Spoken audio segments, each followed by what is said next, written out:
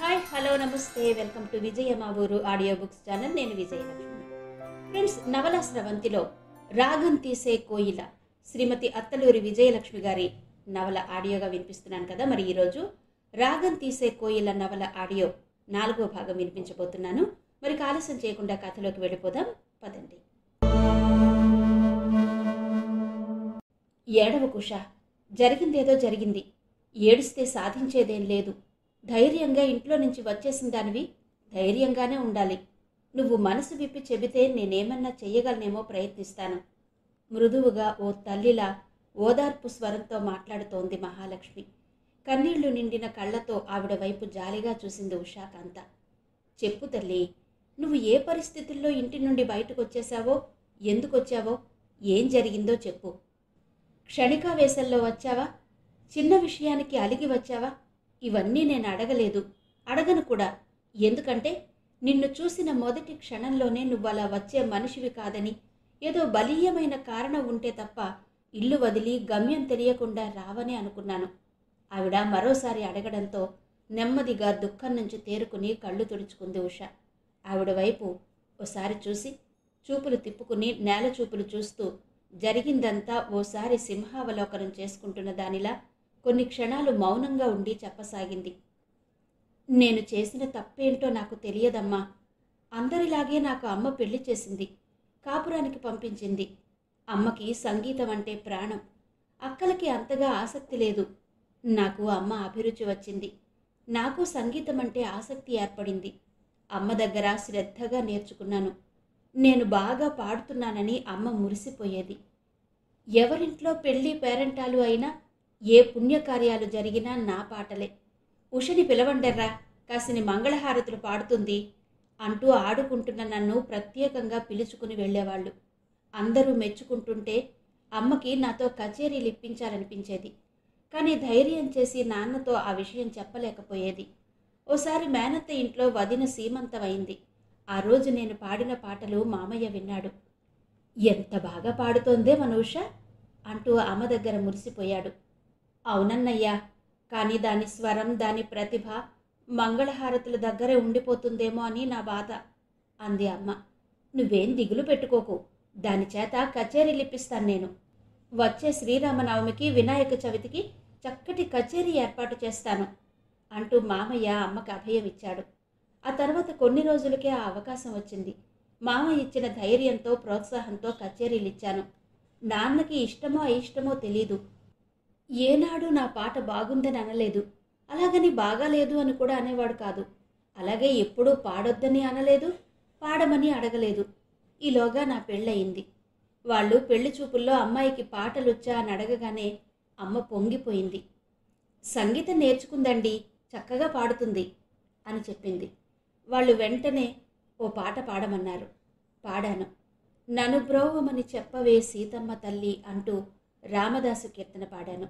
పాడమని అడిగిన వాళ్ళెవరూ నేను పాట ఆపాక బాగా పాడావని కానీ, అబ్బే అంత బాగాలేదు, ఇంకా బాగా నేర్చుకో అని కానీ అనలేదు. చాలా యాంత్రికంగా విన్నారు. పాట అవగానే వంటొచ్చా, వాకిట్లో ముగ్గులేయడం వచ్చా, ఎంతమందికి వంట చేయగలదు, మా ఇంట్లో చుట్టాలు పక్కాలు వస్తూ పోతుంటారు, వాళ్ళందరికీ వంట చేయాల్సి వస్తుంది అంటూ చాలా చెప్పారు. అన్నిటికీ అమ్మ తప్పకుండా చేస్తుందండి అంది వినయంగా. మిగతా విషయాలు మాట్లాడుకున్నారు ఇరుపక్క పెద్దలు. పెళ్ళైపోయింది. మొదటి రోజు ఆ ఇంట్లో అడుగు పెడుతూనే ఎందుకో నా ఒళ్ళు జలధరించింది. సత్యనారాయణ వ్రతం చేయించారు. మంగళహారతి పళ్ళెం తీసుకువచ్చిన ఆడపడుచులిద్దరూ పాటలు పాడారు. ఆ వయస్సులోనే నాకు వాళ్ళు పాడుతుంటే పారిపోవాలనిపించింది. నేనే పాడుకోవచ్చు కదా అనుకుని వాళ్ళ పాట అవగానే ఆ పాట ఎంత మధురంగా పాడొచ్చో వాళ్ళకి చెప్పాలని నేను సన్నగా అందుకున్నాను. అంతే, మా ఆయన పక్కనే ఉన్నాడుగా, నా తొడ మీద గట్టిగా కొట్టాడు. దిమ్మెరపోయి చూశాను. నీకు పాటలొచ్చని మాకు తెలుసు, నోరు మూసుకో అన్నాడు. భయంతో నోరు మూసుకున్నాను. ఉషాకాంత దుఃఖం అడ్డం పడ్డంతో ఆపేసింది. మహాలక్ష్మి ఆమె భుజం మీద ధైర్యం చెబుతున్నట్టు చెయ్యి వేసింది. తనని తాను నిలదొక్కుని తిరిగి ప్రారంభించింది ఉష. ఆ మూసిన నోరు అలా మూసుకునే ఉన్నాను. కానీ పాడడానికి అలవాటు పడిన స్వరం ఆగుతుందా? అప్పుడప్పుడు ఏదో పని చేసుకుంటూ ఉంటే అప్రయత్నంగానే నా నోట్లో నుంచి కీర్తన వచ్చేది. అంతే, కొంపలంటుకుపోతున్నట్టు వచ్చేసేది మా అత్తగారు. అయ్యో అయ్యో, ఇది సంసారులుండే కొంపే, ఆ పాటలేంటి, నోరు మూసుకో అంటూ నెత్తిన ఒక్కటి మొట్టేది. ఆవిడ నోటితో మాత్రమే చెప్పేది కాదు, ఎప్పుడూ ఆవిడ చెయ్యి కూడా పనిచేస్తూనే ఉండేది. ఆవిడ బుద్ధులే అక్షరాల ఆవిడ కొడుక్కొచ్చాయి. కనీసం మా గదిలో కూర్చుని కూడా నేను స్వరం సవరించుకునే అవకాశం కలిగేది కాదు. పొరపాటున రాగం బయటకొస్తే చాలు, నా తొడ మీదో వీపు మీదో ఠకీమని పడేది ఒక దెబ్బ. నోరు మూసుకో, మా అమ్మ విన్నదంటే నీ తోలు తీస్తుంది అనేవాడు. ఎందుకు నేను నోరు మూసుకోవాలో నాకు అర్థమయ్యేది కాదు. అలా అక్కడ ఉన్నన్ని రోజులు నేను నోరు బలవంతంగా మూసుకుని దాదాపు మూగదాన్నయ్యాను. అయినా ఏదో ఒక వంకతో నాకు తిట్లు, శాపనార్థాలు, దెబ్బలు తప్పేవి కాదు. ఆయనకి, వాళ్ళ కుటుంబ సభ్యులకి సంగీతం అంటే ద్వేషం. సంగీతాన్ని ప్రేమించే వాళ్ళు తెలుసు, ప్రేమించకున్నా అంతగా ఆసక్తి చూపించని వాళ్ళు తెలుసు. కానీ ద్వేషించడం ఎందుకో అర్థం కాలేదు. నా మీద కోపమా, సంగీతం మీద నా కోపమా, నాకేం తెలీదు. ఆఖరికి దేవుడు ముందు మంగళహారతి పాడుకున్నా నేనేదో నేరం చేసినట్టు నన్ను హింసించేవాళ్ళు. భరించాను, అన్నీ భరించాను.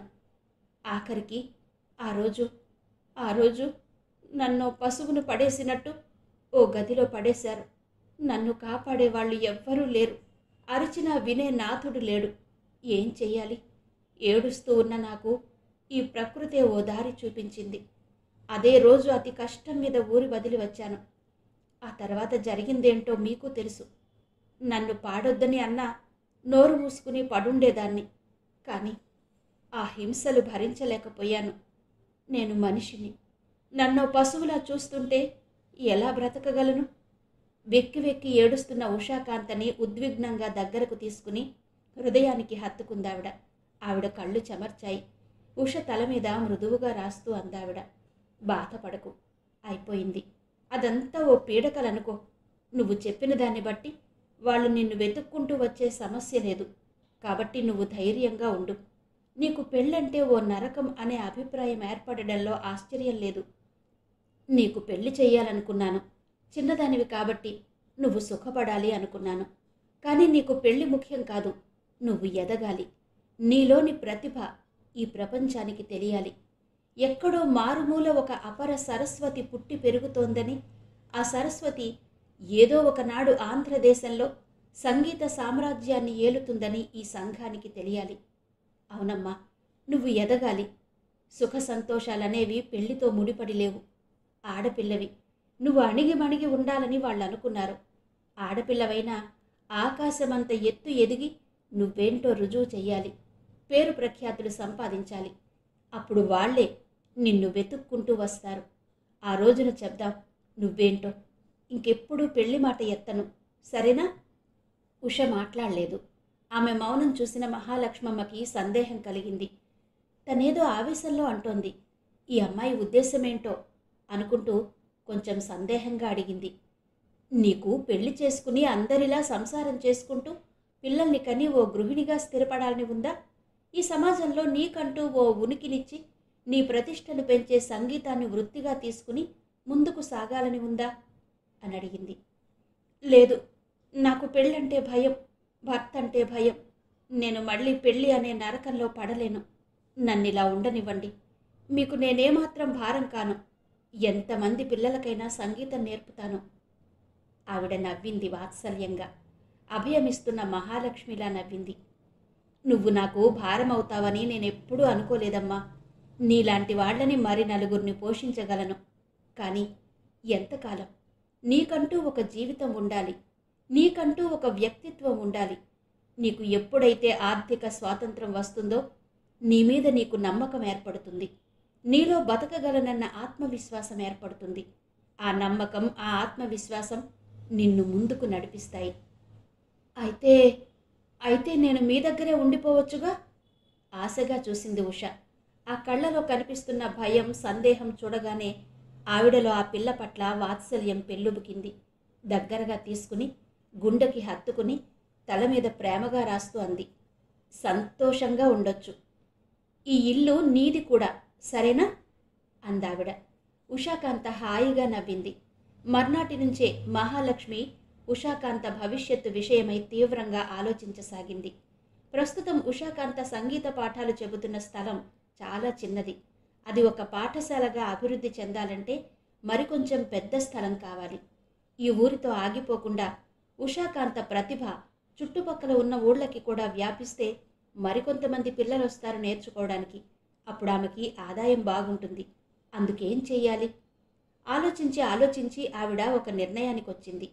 ఆ మర్నాడే ఆలయ పూజారి గారి దగ్గరకు వెళ్ళి రాబోయే శ్రీరామనవమి ఉత్సవాల గురించి మాట్లాడింది. తన తరపున 5,000 రూపాయలు శ్రీరామనవమి ఉత్సవాల నిమిత్తం ఇస్తానని, ఈ ఏడాది ఉత్సవాలు ఆడంబరంగా జరగాలని, అందులో ఉషాకాంత సంగీత కచేరీ ఉండాలని కోరింది. అందుకు ఆనందంగా అంగీకరించాడు పూజారి. అక్కడి నుంచి కరణంగారింటికి వెళ్ళింది. ఆవిడ వెళ్లేసరికి కరణంగారు విశ్రాంతిగా పడక కుర్చీలో కూర్చుని ఉన్నారు. పక్కనే ఆయన భార్య నేల మీద కూర్చుని ఆయనకి విసనకర్రతో విసురుతోంది. నమస్కారం కరణంగారు. చిరునవ్వుతో గుమ్మం ముందు నిలబడిన మహాలక్ష్మిని చూసి ఆప్యాయంగా ఆహ్వానించాడాయన. ఆయనకి మహాలక్ష్మమ్మ అంటే ఎంతో గౌరవం. భర్త తనను వంచినా ఆయన్ని గౌరవిస్తూ ఎంతో గౌరవనీయంగా బతుకుతున్న ఆవిడంటే ఆయనకే కాదు, ఆ ఊళ్ళో దాదాపు అందరికీ ఎంతో అభిమానం, గౌరవం. ఏదన్నా ముఖ్యమైన పని ఉంటేనే ఆవిడ ఎవరింటికైనా వస్తుంది. ఊరికే ఉబుసుపోక వచ్చి కబుర్లు చెప్పడం ఆమె స్వభావం కాదు. ఊర్లోనే ఉన్నా కలుసుకునేది చాలా తక్కువ. అలాంటిది ఆవిడివాళ తన గుమ్మం ముందుకు రావడంతో ఆయనకి ఆశ్చర్యంతో పాటు ఆనందం కూడా కలిగింది. గభాలన కుర్చీలో నుంచి లేచి, నమస్కారం అమ్మా, రండి రండి, ఏంటిలా వచ్చారు అంటూ భార్య వైపు తిరిగి, లేచి అలా కుర్చీ పట్రావే అన్నాడు.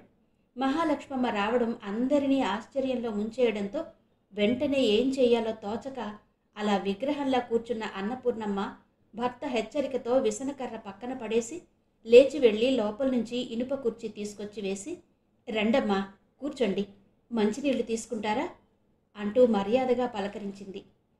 ఎందుకమ్మా నన్ను ఇలా పరాయిదానిలా చూస్తారు? ఎందుకు ఈ మర్యాదలు? నేను మీతో పాటే ఇక్కడే కూర్చుంటాను, మీరలా కూర్చోండి పంతులు గారు అంటూ అన్నపూర్ణమ్మ గారి చెయ్యి పట్టుకుని నేల మీద కూర్చోబెట్టి తను ఆవిడ పక్కనే కూర్చుంది.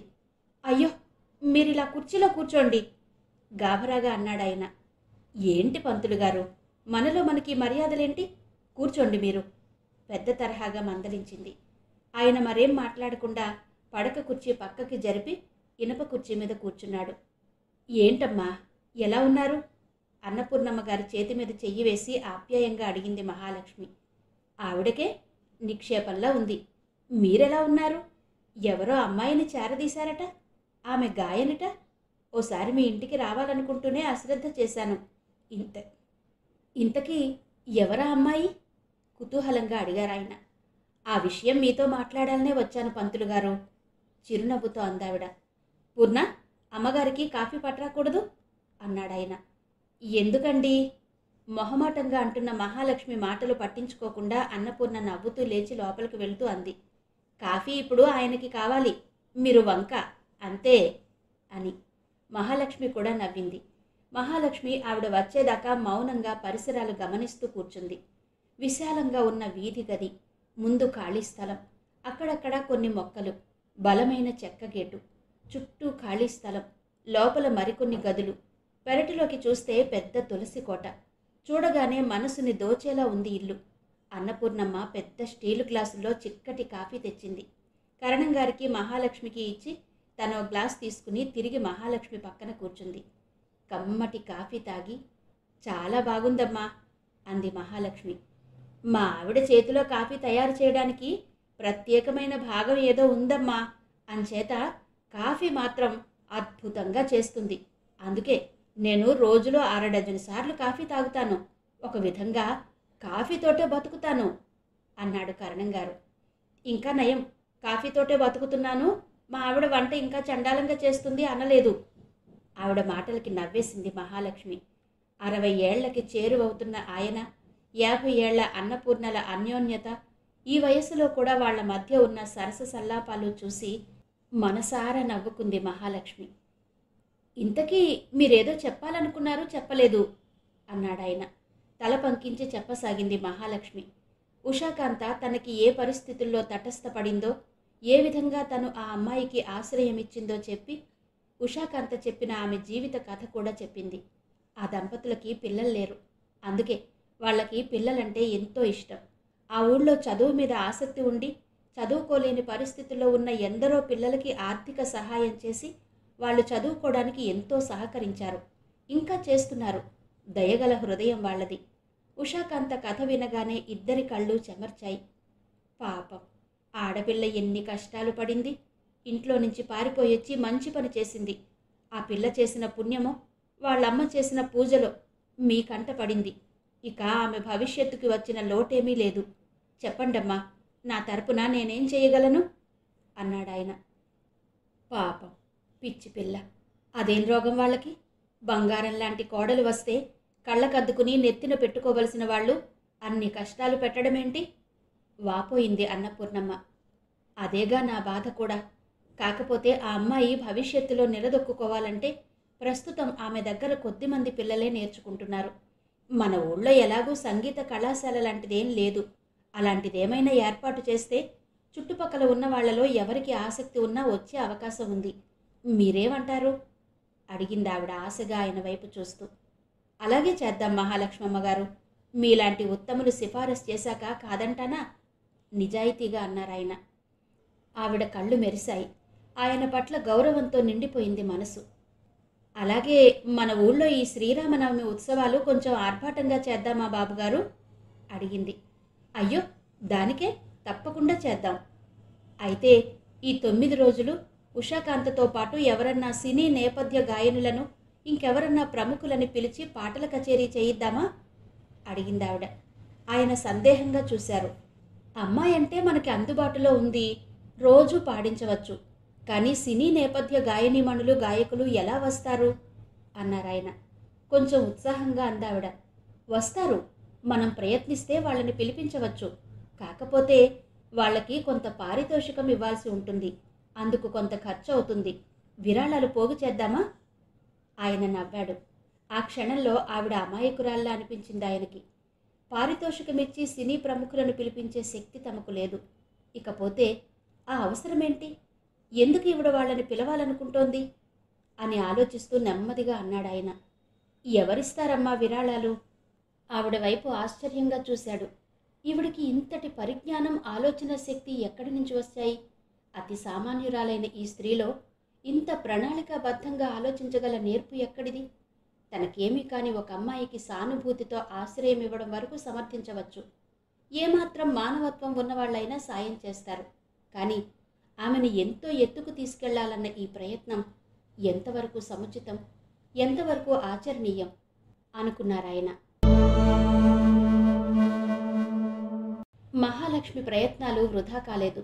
ఆ ఊళ్ళో డబ్బున్న వారందరూ శ్రీరామనవమి ఉత్సవాలు ఎప్పటికన్నా ఘనంగా జరుపుకునేందుకు వారి వారి శక్తికి తగ్గట్టు విరాళాలిచ్చారు. నవరాత్రులు జరపాలని నిశ్చయించారు.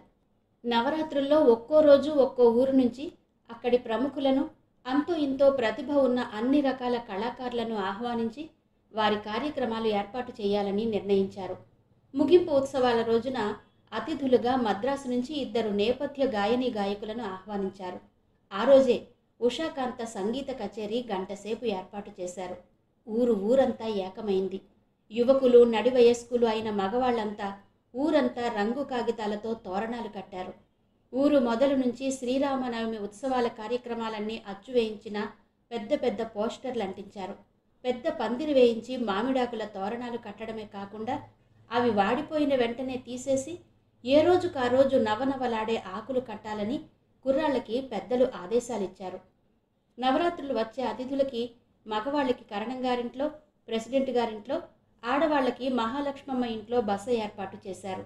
అనుకున్నట్టే ఉత్సాహంగా ప్రారంభమయ్యాయి నవరాత్రులు. మైకులు ఊరంతా మారుమోగిపోయాయి. కుర్రాళ్ళు, పిల్లలు ఎంతో హుషారుగా పనులు చేయసాగారు. ఆటలు పాటలతో హోరెత్తించారు. ఆ హడావుడి, ఆ సంబరం చూస్తుంటే ఓ పక్క ఆనందంగానూ మరో పక్క ఆందోళనగానూ ఉంది ఉషాకాంతకి. ఆనందం, ఇంతటి సంబరం ఆమెకు తెలియదు. తను పుట్టి పెరిగిన ఊర్లో శ్రీరామనవమి ఉత్సవాలు జరిపిన, ఇంత పెద్ద ఎత్తున జరిపిన గుర్తులేదు. ఇకపోతే ముఖ్య అతిథులుగా రాబోయే ప్రముఖ సినీ నేపథ్య గాయనీ గాయకుల ముందు తను కచేరీ చేయడం అంటే దడగా ఉంది. చేయగలనా? వణికిపోతూ ఎన్ని అపస్వరాలు పాడతానో. అమ్మ ఎందుకింత హడావిడి చేస్తోంది? తీరా తను సరిగ్గా పాడకపోతే అంతా రసాభాస అవుతుంది. అమ్మకి అవమానం, తనకి ఆవేదన. ప్రతిక్షణం ఆ రాముడిని తలుచుకుంటూ తన కచేరీ విజయవంతమయ్యేలా చూడమని ప్రార్థిస్తోంది ఉషాకాంత. ఆ రోజు రానే వచ్చింది. తెల్లవారితే ముగింపు ఉత్సవాల రోజు, 9వ రోజు. ఆ రోజే అతిథులు వస్తారు. ఆ రాత్రంతా నిద్ర పట్టలేదు.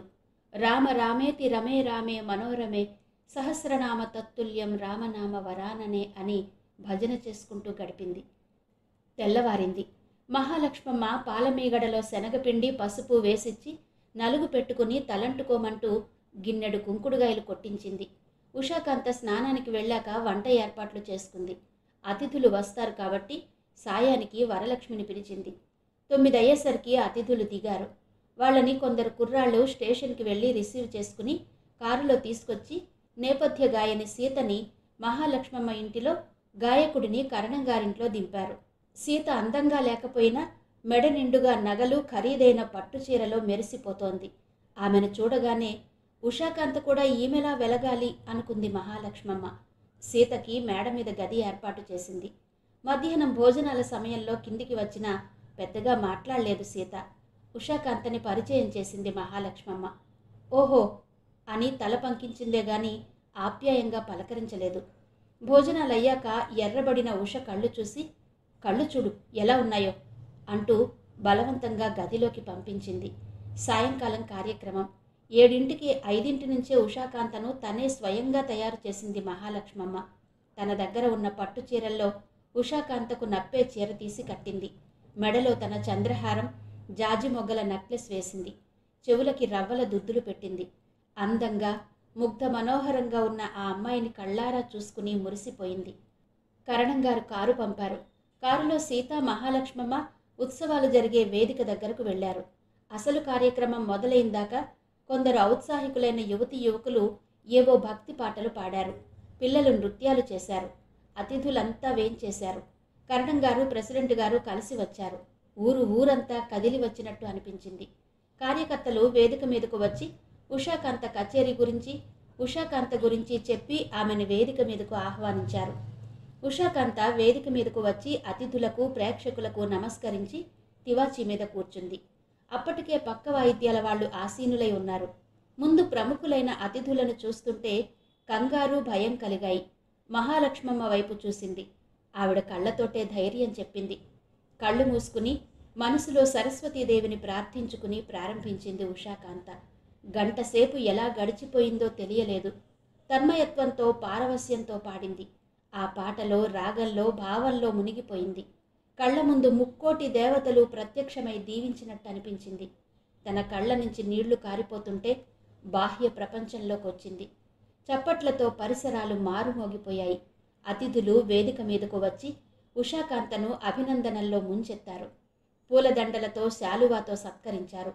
ఆమెకు ఉజ్వలమైన భవిష్యత్తు ఉందని, సరైన ప్రోత్సాహం, తోటివారి సహకారం లభిస్తే ఆమె ఎంతో ఎత్తుకు ఎదగగలదని అన్నారు. మహాలక్ష్మమ్మని అభినందించారు. ఉషాకాంతకి ఇతర ఊళ్ల నుంచి వచ్చిన సర్పంచ్ 1016 కానుకగా ఇచ్చాడు. స్వామికి మంగళహారతి ఇచ్చారు. హారతి పాటను మురళీ, సీత కలిసి అద్భుతంగా పాడారు. అక్కడే భోజనాలు ముగించి అందరూ ఎవరి బసకు వాళ్ళు వెళ్ళిపోయారు. సీత, మహాలక్ష్మమ్మ, ఉష కూడా ఇంటికి వెళ్లారు. సీత చూడకుండా ఉషకి గుప్పెడు ఉప్పుతో దిష్టి తీసేసి 2 బుగ్గలు పుణికి ముద్దు పెట్టుకుందావిడ. ఉష వంగి ఆవిడ కాళ్ళకి నమస్కరించింది. లేమ్మా, ఇంతకన్నా ఉన్నతమైన స్థానానికి నువ్వెదగాలి, నేనది చూడాలి అందావిడ మనస్ఫూర్తిగా. సీత కూడా ఎంతో అభినందించింది. ఉదయం కొంచెం దర్పం ప్రదర్శించిన సీత కార్యక్రమం తర్వాత తమాషాగా మారిపోయి ఉషని అభినందించడం మహాలక్ష్మమ్మకి చాలా ఆనందాన్నిచ్చింది. అదే అవకాశంగా తీసుకుంది మహాలక్ష్మమ్మ. మా అమ్మాయికి కూడా సినిమాల్లో పాడడానికి ఏవన్నా అవకాశాలుంటే చెప్పండమ్మా అంది సీతతో. అయ్యో, దానికేంటండి, అలాగే చెప్తాను. నేనే చెప్పాలనుకుంటున్నాను మీకు. మీ అమ్మాయి కర్ణాటక సంగీతం అద్భుతంగా పాడగలిగినా లలిత సంగీతం కూడా వచ్చి ఉండాలి. మీకు అభ్యంతరం లేకపోతే మీ అమ్మాయికి లలిత సంగీతం నేర్పించండి అంది. లలిత సంగీతమా? ఈ ఊళ్ళో అలా నేర్పేవాళ్ళు ఎవరూ లేరమ్మా అందావిడ నిరాశగా. సీత ఆలోచించింది. ఉషాకాంతని పరిశీలించి చూసింది. పుత్తడి బొమ్మ, తీయని స్వరం. ఈమెకి పదును పెడితే బంగారంలా మెరిసిపోతుంది. చిత్ర పరిశ్రమలో ఖచ్చితంగా ఈమెకి అవకాశాలు వస్తాయి. మీకు అభ్యంతరం లేకపోతే మద్రాసు పంపిస్తారా? నా దగ్గర ఉంటుంది. నాకు తెలిసిన చక్కటి గాయన ఒక ఆవిడున్నారు. ఆవిడ లలిత సంగీతం అద్భుతంగా పాడతారు. ఆవిడ దగ్గరికి తనకి లలిత సంగీతం నేర్పిస్తాను. ఈలోగా ఏమన్నా అవకాశాలు ఉన్నా చూస్తాను అంది సీత. ఆవిడ పొంగిపోయింది. మెరిసిపోతున్న కళ్ళతో అంది, తప్పకుండా పంపిస్తాను. నేను వెళ్ళగానే మీకు ఉత్తరం రాస్తాను, ఎప్పుడు పంపించాలో అంది సీత. ఆ రాత్రి మహాలక్ష్మమ్మ తృప్తిగా నిద్రపోతే ఉషకి భయంతో అనేక సందేహాలతో నిద్ర పట్టలేదు. అన్నట్టుగానే సరిగ్గా వారం రోజుల్లో సీత దగ్గర నుంచి ఉత్తరం వచ్చింది. ఉషని మద్రాసు పంపించాల్సిందిగా రాసింది. మహాలక్ష్మమ్మ ఆనందానికి అవధుల్లేవు. తను ఆశించింది ఇంత త్వరగా జరుగుతుందని ఆవిడ ఊహించలేదు. అనూహ్యమైన శుభవార్త వెంటనే కరణంగారింటికి వెళ్ళి చెప్పింది. నీ ఆశయం నెరవేరిందమ్మా. ఏ తల్లి కన్న బిడ్డో అనుకోకుండా నీ ఇంటి గుమ్మంలోకి వచ్చింది. పెద్ద మనసుతో ఆదరించి ఆ పిల్లకి ఒక బాట వేశావు. ఆ బాటలో నడిచి ఆమె ఉన్నతమైన శిఖరాలు చేరాలని దీవిస్తున్నాను అన్నాడాయన. నాకు భగవంతుడు మాతృత్వాన్ని ప్రసాదించకపోయినా ఏనాటి రుణానుబంధమో ఈ పిల్లని నాకిచ్చి తల్లి కాని తల్లిని చేశాడు. చాలు, నా జన్మ చరితార్థమైంది. లేకపోతే నా బతుక్కి అర్థమేముంది చెప్పండి? నిరర్థకంగా నా బ్రతుకు ముగిసిపోయేది అందావిడ కళ్ళు చెమరుస్తుంటే. అక్కడి నుంచి సెలవు తీసుకుని ఇంటికి వెళ్ళాక పక్కింటి కుర్రాడిని పిలిచి మద్రాసుకి 2 రైలు టికెట్లు తెమ్మని పంపించింది. ఏడుస్తున్న ఉషాకాంతని దగ్గరకు తీసుకుని, ఎందుకమ్మా ఏడుపు? ఎంత మంచి అవకాశం ఇంత సునాయాసంగా వస్తుందనుకోలేదు. ఆ శ్రీరాముడు మనల్ని కరుణించాడు. ధైర్యంగా వెళ్ళు. వచ్చిన అవకాశాలను ఉపయోగించుకుంటూ జీవితంలో ఉన్నత స్థానానికి చేరుకో. ఏ భర్త నిన్ను బాధ పెట్టాడో, ఏ అత్త నిన్ను అవమానించిందో వాళ్ల గుండె పగలాలి, అంత ఎత్తుకి ఎదగాలి అందావిడ. నీ దగ్గరే ఉంటానమ్మా. ఇక్కడే పిల్లలకి పాఠాలు నేర్పిస్తూ 4 డబ్బులు సంపాదించుకుంటాను. ముక్కు ముఖం తెలియని వాళ్ళ దగ్గర ఎలా ఉండను? నాకు భయంగా ఉందమ్మా ఏడుస్తూ అంది ఉష. ఆవిడ నవ్వింది. పిచ్చిదానా, నా దగ్గరకు రాకముందు నేను తెలుసా నీకు? భగవంతుడు మనకి సాయం చెయ్యడానికి తను దిగి రాడమ్మా. అనేక రూపాల్లో మనల్ని కాపాడుతూ మనకి సహాయం చేస్తూ ఉంటాడు. ఇప్పటిదాకా నా రూపంలో చేస్తే ఇప్పుడు సీతమ్మ రూపంలో చేస్తాడు. ఆ తర్వాత మరో రూపంలో. ఇదంతా దైవానుగ్రహం. భయపడకూడదు. ధైర్యే సాహసే లక్ష్మి. ఎంతకాలం పిల్లలకి పాఠాలు చెప్పుకుంటావు? నేనెంతకాలం బతికి ఉంటాను? అందుకే నువ్వుగా ఎదగాలి అంది. అంత మాటనకమ్మా అంటూ బావురు మంది ఉష. ఆవిడకి కూడా కన్నీళ్లు పొంగి వచ్చాయి. తనని తాను నిగ్రహించుకుంటూ ఉష వీపు మీద ఓదార్పుగా నిమిరింది. వారం రోజుల్లో ఇద్దరూ మద్రాసు రైలెక్కారు. దారి పొడుగునా మహాలక్ష్మమ్మ ఆడపిల్లలు ఎలా ధైర్యంగా ఉండాలి, ఎవరితో ఎలా మాట్లాడాలి, ప్రమాదకరమైన పరిస్థితులు ఎదురైతే ఎలా ఎదుర్కోవాలి, మగవాళ్లతో ఎలా మాట్లాడాలి వగైరాలు చెబుతూనే ఉంది. మద్రాసులో దిగగానే సీత కారు పంపించి వాళ్ళని ఇంటికి తీసుకెళ్ళింది. విశాలమైన ఆమె బంగళా, నౌకర్లు చాకర్లు చూసి ఉషకు కళ్ళు తిరిగిపోయాయి. నేను ఇంత ఇల్లు కొనుక్కుంటానా? నాకు ఇంతమంది నౌకర్లుంటారా? ఆమె మనసులో ఆలోచనలు సుళ్ళు తిరిగాయి. కళ్ళ ముందు పెద్ద పెద్ద మేడలు కదిలాయి. ఆ మేడ ముందు తన దయ కోసం ప్రాధేయపడుతున్న భర్త కనిపించాడు. ఆమె పెదవుల మీద చిరునవ్వు మెరిసింది. సీత ఎంతో ఆప్యాయంగా మాట్లాడింది. మహాలక్ష్మమ్మకి ఉషని కంటికి రెప్పలా చూసుకుంటానని మాటిచ్చింది. 2 రోజులుండి ఉషని సీతకు అప్పచెప్పి మహాలక్ష్మమ్మ తిరుగు ప్రయాణమైంది. ఉష బావురుమంది. ఆ పిల్ల ఏడుపు చూస్తుంటే ఆవిడకి, నేను తప్పు చేస్తున్నానా? అపరిచితురాలైన ఈ సీత దగ్గర వదిలి వెళ్ళడం సముచితం కాదా అన్న పశ్చాత్తాపం కలగసాగింది. కానీ అంతలోనే ఉష భవిష్యత్తు ఉజ్వలంగా ప్రకాశించాలంటే ఇలా చేయక తప్పదు అని తనకు తానే ధైర్యం చెప్పుకుని ఉషని ఓదార్చి మరోసారి ధైర్యం చెప్పి రైలెక్కింది. ఆవిడ వెళ్ళిపోయాక వెక్కి వెక్కి ఏడుస్తున్న ఉషని అనునయిస్తూ అంది సీత. చిన్నపిల్లలా అలా ఏడవకూడదు. అమ్మని త్వరగా ఇక్కడికి పిలిపించుకుందువు గాని. ఉష బావురుమంది. ఆ పిల్ల ఏడుపు చూస్తుంటే ఆవిడకి నేను తప్పు చేస్తున్నానా, అపరిచితురాలైన ఈ సీత దగ్గర వదిలి వెళ్లడం సముచితం కాదా అన్న పశ్చాత్తాపం కలగసాగింది. కానీ అంతలోనే ఉష భవిష్యత్తు ఉజ్వలంగా ప్రకాశించాలంటే ఇలా చేయక తప్పదు అని తనకు తానే ధైర్యం చెప్పుకుని ఉషని ఓదార్చి మరోసారి ధైర్యం చెప్పి రైలెక్కింది. ఆవిడ వెళ్ళిపోయాక వెక్కి వెక్కి ఏడుస్తున్న ఉషని అనునయిస్తూ అంది సీత. చిన్నపిల్లలా అలా ఏడవకూడదు. అమ్మని త్వరగా ఇక్కడికి పిలిపించుకుందువు గాని. ముందు నువ్వు పరిశ్రమలో నిలదొక్కుకోవాలి. తర్వాత అన్ని పరిస్థితులు నీకు అనుకూలంగా ఉంటాయి. ఎంతో సుఖంగా ఉంటావు. అమ్మని కూడా సుఖపెడతావు అంది. ఆ రాత్రి ఏడుస్తూనే నిద్రపోయింది ఉష. 2 రోజులు గడిచాక సీత ఉషని తీసుకుని లలిత సంగీతం నేర్పే కృష్ణవేణి దగ్గరకు వెళ్ళింది. ఉష చేత 2 కీర్తనలు పాడించింది సీత. అది విన్న కృష్ణవేణి ఉష స్వరం ఎంతో మెచ్చుకుని లలిత గీతాలు నేర్పడానికి అంగీకరించింది. ఆ రోజు నుంచే పాఠాలు ప్రారంభమయ్యాయి. ఉషని అక్కడ వదిలేసి సీత సినిమా పాట రికార్డింగ్ ఉందని వెళ్ళిపోతూ తనే వచ్చి తిరిగి తీసుకెళ్తానని అందాక అక్కడే ఉండమని చెప్పి వెళ్ళింది. కృష్ణవేణి వయస్సు 40 పైన ఉంటుంది. చామన ఛాయలో కొంచెం పొట్టిగా కుదిమట్టంగా ఉంది మనిషి. విశాలమైన బంగళ, గేటు దాటి లోపలికి రాగానే చక్కటి పూల తోట. అందంగా ఉంది. ఆవిడ భర్త లాయర్. ఆమెకి 2 మగపిల్లలు. వాళ్ళు డిగ్రీ చదువుతున్నారు. ఇల్లంతా ఏదో ఒక మంచి పరిమళంతో నిండి ఉండడం గమనించింది ఉష.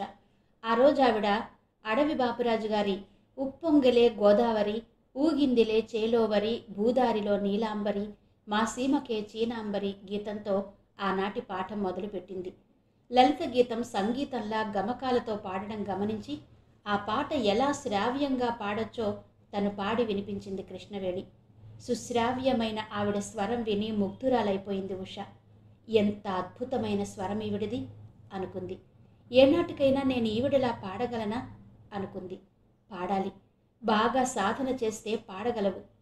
చెవుల్లో మహాలక్ష్మమ్మ గారి స్వరం వినిపించింది. అదో మంత్రంలా వినిపించింది ఉషకి. పాట తర్వాత ఆవిడ ఇల్లంతా తిప్పి చూపించింది. ఆవిడ చిన్ననాటి ఫోటోలు, పెళ్లినాటి ఫోటోలు గోడల నిండా ఫ్రేములు కట్టించున్నాయి. ఆవిడ అనేక వేదికల మీద పాట కచేరీ చేసి పొందిన సత్కారాలకు సంబంధించిన ఫోటోలు కూడా ఉన్నాయి. ఆవిడ రేడియోలో కూడా పాడుతుందని తెలిసి నేను పాడొచ్చా అని అడిగింది అప్రయత్నంగానే. ఆవిడ నవ్వి తప్పకుండా, కానీ ఇప్పుడే కాదు అంది. సిగ్గుపడింది ఉషాకాంత. అన్నప్రాసన నాడే ఆవకాయ తినాలనుకోవడంలో ఉంది అనిపించింది ఆమెకి. తోటలో పూసిన కనకాంబరాలు, జాజులు, సంపెంగలు కలిపి మాల కట్టి ఉషకి ఇచ్చిందావిడ. బంగారు తల్లిలా ఉన్నావు. నా కొడుకులకి ఇంకా పెళ్లి వయసు రాలేదు. లేకపోతే నా కోడల్ని చేసుకునేదాన్ని అంది నవ్వుతూ. ఉష ముఖం వాడిపోయింది. ఆవిడ గమనించకుండా తల వంచుకుంది. అక్కడే కొసరి కొసరి తినిపిస్తూ కడుపు నిండా భోజనం పెట్టిందావిడ. ఆవిడ ఆప్యాయతకి చలించిపోయింది ఉష. అమ్మ అన్నట్టు భగవంతుడి ఇలా అనేక రూపాల్లో నాకు సాయం చేస్తున్నాడు అనుకుంది. సాయంత్రం 5 అవుతుండగా వచ్చింది సీత. కాసేపు కబుర్లు చెప్పుకున్నాక కృష్ణవేణి ఇచ్చిన టీ తాగి బిస్కెట్లు తిని ఉషని తీసుకుని ఇంటికి బయలుదేరింది. ఎలా ఉంది మొదటి రోజు అడిగింది సీత కారులో. చాలా మంచి ఆవిడ మెరిసే కళ్ళతో చెప్పింది ఉష. వారానికి 2 క్లాసులుంటాయి. నాకు వీలు కాకపోతే డ్రైవర్ తీసుకుని వెళ్తాడు నిన్ను అంది సీత. కృతజ్ఞతగా చూసింది ఉష. సీత నవ్వింది. సీతకి దాదాపు ప్రతిరోజు ఏదో ఒక రికార్డింగ్ ఉంటుంది. ఒకరోజు తెలుగు పాటలైతే మరో రోజు తమిళ పాటలు. ప్రారంభంలో కొన్ని రోజులు తను రికార్డింగ్కి వెళ్ళేటప్పుడు ఉషని కృష్ణవేణి దగ్గర వదిలేసి వెళ్ళేది. కానీ తను మరీ త్వరగా వెళ్లాల్సి వస్తే మాత్రం పని మనిషి మీనాక్షిని తోడిచ్చి పంపించడం మొదలుపెట్టింది. క్రమంగా కొన్ని రోజులు అలవాటయ్యాక ఉష దారి బాగా గుర్తుపెట్టుకుని తనే బస్సుకి వెళ్ళడం మొదలుపెట్టింది. ఇప్పుడు ఉష ఒక్కతే వెళుతోంది. సాయంత్రాలు మాత్రం తన రికార్డింగ్ త్వరగా అయిపోతే సీత వెళ్ళి కృష్ణవేణి దగ్గర కాసేపు కూర్చుని ఉష నేర్చుకున్న పాటలు విని వెంట పెట్టుకుని తీసుకొస్తుంటుంది. సీత ఇంట్లో ఉన్నంతసేపు ఉషతో కబుర్లు చెబుతూ సరదాగా ఉంటుంది. ఆమె దగ్గర తను భయపడినట్టు కాకుండా సుఖంగా ఉండడంతో ఉషకి బాగా చనువు, స్వతంత్రం వచ్చేశాయి. ఇప్పుడు కృష్ణవేణి దగ్గర కూడా ఉషకి బాగా చనువు ఏర్పడింది. ఆమె ఎంతో శ్రద్ధగా, మరెంతో ఆప్యాయంగా ఉషకి లలిత గీతాలు నేర్పిస్తోంది. ఆ అమ్మాయి స్వరంలోని మాధుర్యం ఆమెను కట్టిపడేసింది. అందులోనూ ఆవిడ ఎంత శ్రద్ధగా నేర్పిస్తోందో అంతే శ్రద్ధగా ఆ అమ్మాయి కూడా నేర్చుకోవడంతో ఆవిడలో ఉత్సాహం ఇనుమడించింది. ఆవిడకి సీత ఉషాకాంతని తీసుకొచ్చి తన దగ్గర దింపడం కొంచెం ఆశ్చర్యంగానూ చిత్రంగానూ అనిపించింది. కారణం సీత చాలా అసూయపరురాలు. తనకన్నా ఎవరూ ఉన్నతంగా ఎదగడం చూడలేదు. ఇంతకుముందు కమల అనే గాయనిని నానా రకాలుగా హింసించి ఆమెకు అవకాశాలు రాకుండా చేయడంతో ఆమె వచ్చిన చోటికే వెనక్కి వెళ్ళిపోయింది. అలాంటి సీత ఉషాకాంతని ఏ ధైర్యంతో తీసుకువచ్చిందో ఆవిడకు అర్థం కాలేదు. ఖచ్చితంగా ఇందులో ఏదో మర్మం ఉందేమో అనిపించసాగింది. అందుకే ఆవిడ ఓ కంట సీతను కనిపెట్టి ఉండడానికి నిశ్చయించుకుంది. కృష్ణవేణి భర్త లాయర్ అవడంతో 2 చేతులా సంపాదిస్తున్నాడు. అంతేకాక ఆవిడకి పుట్టింటి తరపున అత్తింటి తరపున కూడా బోలెడాస్తి ఉంది. అందుకే ఆవిడ డబ్బు కోసం తన కళను వ్యాపారంగా మార్చుకోవాలని ఆశించలేదు. ఎప్పుడైనా ప్రత్యేకమైన వేదికల మీద, రేడియోలో తప్ప మరెక్కడా ఆవిడ పాటలు పాడడానికి అంగీకరించదు. అంతేకాక ఆవిడకి ఆడపిల్లలు లేరు. 2 మగపిల్లలే అవడం చేత కూడా ఉషాకాంతని చూస్తుంటే వాత్సల్యం ఏర్పడింది. ఆ అభిమానంతోటే ఆమెని ఇంట్లో పిల్లలా చూడసాగింది. ఉష కూడా ఆవిడలో మహాలక్ష్మమ్మ గారిని చూస్తూ ఆవిడకి దూరంగా ఉన్నానన్న బాధ మరిచిపోసాగింది. మరో 6 నెలలు గడిచాయి. మహాలక్ష్మి నుంచి వారానికో ఉత్తరం వస్తోంది. ఉషని జాగ్రత్తగా ఉండమని, అందరితో సఖ్యంగా మసులుకోవాలని, పెద్దవాళ్ల పట్ల గౌరవంగా ఉండాలని. అవన్నీ చదివిన ఉషాకాంతకి నవ్వొస్తుండేది. అమ్మకి తనింకా చిన్నపిల్లనే అనుకుంటుండేది. తను పెద్దదవుతోందని, ప్రపంచాన్ని చూస్తోందని, ఎవరితో ఎలా మాట్లాడాలి, ఎవరితో ఎలా ప్రవర్తించాలి అనే విషయాలు తనకు బాగా తెలుస్తున్నాయని, తన గురించి చింతించవద్దని, ఆవిడ ఆరోగ్యం బాగా చూసుకోమని జవాబు రాస్తోంది. ఓ రోజు కృష్ణవేణి ఇంట్లో ఉన్నప్పుడు మహాలక్ష్మి ప్రస్తావన వచ్చి ఆవిడ దగ్గరకు తను చేరుకున్న దగ్గర నుంచి అన్ని విషయాలు చెప్పి కన్నీరు పెట్టుకుంది ఉష. అమ్మతో మాట్లాడి అమ్మను చూసి చాలా రోజులైంది. ఒక్కసారి అమ్మ దగ్గరకు వెళతాను, ఎలా వెళ్ళాలి అని అడిగింది. ఉష కథ విన్న కృష్ణవేణి మనసు కరిగిపోయింది. ఈసారి ఉత్తరంలో ఆవిడికి ఫోన్లో మాట్లాడే సౌకర్యం ఉంటే ఆ ఫోన్ నెంబర్ తెలుసుకోమని చెప్పు అని చెప్పింది. ఉష ఆ మాటకి పొంగిపోయింది. మర్నాడే మహాలక్ష్మికి కరణం గారి ఫోన్ నెంబర్ ఇస్తే ఫోన్ చేస్తానని, తనకి ఆవిడ గొంతు వినాలని ఉందని రాసింది.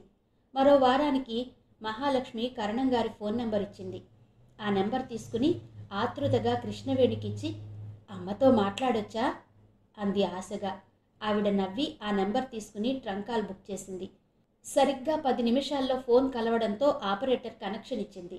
రిసీవర్ కూడా పట్టుకోవడం చేతకాని ఉష కంగారులో ఏం మాట్లాడాలో తెలియక తత్తర పడుతుంటే కృష్ణవేణి ఆమె చేతులు పట్టుకుని రిసీవర్ ఎలా పట్టుకోవాలో నేర్పించింది. ఫోన్ రింగ్ అవగానే కరణ్ గారి గొంతు వినిపించింది. అమ్మాయి ఉష, ఎలా ఉన్నావు తల్లి? ఆప్యాయత నిండిన ఆయన స్వరం వినగానే ఉషకి కన్నీళ్ళాగలేదు. నేను బాగున్నాను బాబుగారు, మీరెలా ఉన్నారు అంది రుద్ధమైన స్వరంతో. అందరూ బాగున్నారు తల్లి. సంగీతం పాఠాలు బాగా నేర్చుకుంటున్నావా? సినిమాల్లో పాడే అవకాశం వచ్చిందా? లేదు బాబుగారు, ఇంకా రాలేదు. నేనింకా నేర్చుకుంటున్నాను. బాగా నేర్చుకో, పెద్దదానివై మా అందరి ఆశలు నెరవేర్చాలి. ఇదిగో అమ్మగారికి ఇస్తున్నాను, మాట్లాడు అంటూ ఆయన మహాలక్ష్మి చేతికి ఫోన్ ఇచ్చాడు. ఉషా తల్లి, ఎలా ఉన్నావు? మహాలక్ష్మి స్వరం వినిపించగానే ఉష బావురుమంది. ఆవిడ కంగారు పడుతూ అంది, అయ్యో ఎందుకమ్మా ఏడుపు? ఏమైంది? నీకక్కడ బాగోలేదా? నిన్ను బలవంతంగా పంపించానా? ఏడవకు, నీకుండాలనిపించకపోతే వచ్చేయి. లేదమ్మా, అదేం లేదు. కానీ నిన్ను చూడాలని ఉందమ్మా వెక్కుతూ అంది ఉష. ఆవిడ గుండె మెలితిప్పినట్టయింది. రుద్ధమైన స్వరంతో అంది, తప్పకుండా చూద్దువుగాని. నీ సంగీతం నేర్చుకోవడం ఒక దారికి వచ్చాక నేను మనిషిని పంపిస్తాను. తప్పకుండా వద్దువుగాని, సరేనా? సీతగారు ఎలా ఉన్నారు? నీకు సంగీతం నేర్పే అమ్మగారు ఎలా ఉన్నారు? ఆవిడ ప్రశ్నలకి కళ్ళు తుడుచుకుని గొంతు సవరించుకుని చెప్పింది ఉష. సీతగారు బాగున్నారమ్మా. కృష్ణవేణి గారు చాలా మంచి ఆవిడ. ఆవిడలో నువ్వే కనిపిస్తుంటావు నాకు అంది ఉష. పోనీలే, నాకంతకన్నా ఏం కావాలి తల్లి? జాగ్రత్తగా ఉండు, మంచి పేరు తెచ్చుకో, బాగా నేర్చుకుని వృద్ధిలోకి రా, సరేనా? ఓ కన్న తల్లిలా ఆవిడ చేస్తున్న హితబోధ వింటూ మంత్రముగ్ధురాలిలా ఉండిపోయిన ఉష అంది, తప్పకుండా మంచి పేరు తెచ్చుకుంటానమ్మా. నన్ను ఆదరించి ఇంత దూరం తీసుకువచ్చిన నీకు చెడ్డ పేరు రానివ్వను. వాళ్ల మాటలు వింటున్న కృష్ణవేణి హృదయం ద్రవించిపోయింది. ఫోన్ పెట్టేశాక అంది ఉషతో, నీకు ఎప్పుడు కావాలంటే అప్పుడు నాకు చెబితే ట్రంకాల్ బుక్ చేస్తాను, మాట్లాడొచ్చు, సరేనా అంది. ఉష ఆవిడ వైపు కృతజ్ఞతతో చూసింది. మరికొంతకాలం గడిచింది. ఇప్పుడు ఉష ఇదివరకు కన్నా ఎంతో అద్భుతంగా పాడుతోంది. ఆమె లలిత గీతాలు పాడుతుంటే వెన్నెల్లో ఎగిరిపడే సముద్ర కెరటాల్లా ఎంతో ఉల్లాసంగా, హాయిగా, ఆహ్లాదంగా అనిపిస్తుంది. తనకి అనుకోకుండా లభించిన శిష్యురాలు తనని మించిపోవడం కృష్ణవేణికి గర్వంగా అనిపించింది. ఉషని రేడియోలో ఆడిషన్కి తీసుకెళ్ళింది. సెలెక్ట్ అవ్వడమే. వెంటనే ఆమెకి అరగంట కార్యక్రమం తాలూకా కాంట్రాక్ట్ వచ్చింది. ఉషాకాంత మురిసిపోయింది. సీత కూడా ఎంతో సంతోషించింది. ఒకరోజు వెంట పెట్టుకుని తీసుకెళ్లి బ్యాంక్ అకౌంట్ ఓపెన్ చేయించింది ఉషతో. జీవితం ఎప్పుడూ ప్రశాంతంగా ఉంటే మొనాటనస్గా అనిపిస్తుందేమో దేవుడికి. ఉష జీవితంలో ఒక విషాదకరమైన రోజు వచ్చింది. తెల్లవారుజామున 4:30-5 మధ్యలో సీతకి కృష్ణవేణి నుంచి ఫోన్ వచ్చింది. ఆ టైంలో తనకి ఫోన్ రావడం ఏంటా అని మంచి నిద్రలో ఉన్న సీత అయిష్టంగానే రిసీవర్ ఎత్తింది. సీత, ఉషా వాళ్ళమ్మ మహాలక్ష్మి గారు పోయారట, నాకిప్పుడే ఫోన్ వచ్చింది ఆదుర్దాగా చెప్పింది కృష్ణవేణి. సీత నివ్వెరపోయింది. మహాలక్ష్మమ్మ పోయారా? నిద్రమత్తు ఎగిరిపోయింది. ఎప్పుడు, ఎలా అడిగింది. తెలీదు, కరణంగారు ఫోన్ చేసి వెంటనే ఉషని పంపించమన్నారు. సీత చేతిలో రిసీవర్ జారిపోయింది. ఆ రోజు కళ్ళ నిండా కోటి ఆశలతో, మా ఉషని మీ అంతటి దాన్ని చెయ్యాలమ్మా, నా బిడ్డని మీ చేతుల్లో పెడుతున్నాను అంటూ ఉష చేయి తన చేతుల్లో పెట్టిన మహాలక్ష్మమ్మ రూపం కనిపించింది. ఆవేదనతో మనసంతా నిండిపోయింది. నెమ్మదిగా మంచం దిగి ఉష పడుకున్న గదిలోకి వెళ్ళింది. తలుపులు ఓరగా వేసుకుని పడుకుంది. తలుపు తెరుచుకుని మంచం దగ్గరగా వెళ్ళింది సీత. ఆదమరిచి ప్రశాంతంగా నిద్రపోతున్న ఉషని చూసింది. ఉన్న ఒక్క ఆత్మీయురాలు, కన్న తల్లి లాంటి మహాలక్ష్మమ్మని పోగొట్టుకున్న ఈమె ఇప్పుడు పూర్తిగా అనాథ. తనిప్పుడు నిద్రలేపి ఆవిడ పోయిందన్న వార్త చెబితే ఈమె పరిస్థితి ఏంటి? వణుకుతున్న చేతులతో ఉష భుజం మీద తట్టింది. ఆమె కదల్లేదు. ఏదో తీయని కల కంటున్నట్టుగా బెడ్లైట్ వెలుగులో ఆమె పెదవుల మీద తేలుతున్న పల్చని నవ్వు తెరలు. బాధగా అనిపించింది సీతకి. కొంచెం గట్టిగా తడుతూ ఉష పిలిచింది. ఉలిక్కిపడి లేచింది ఉష.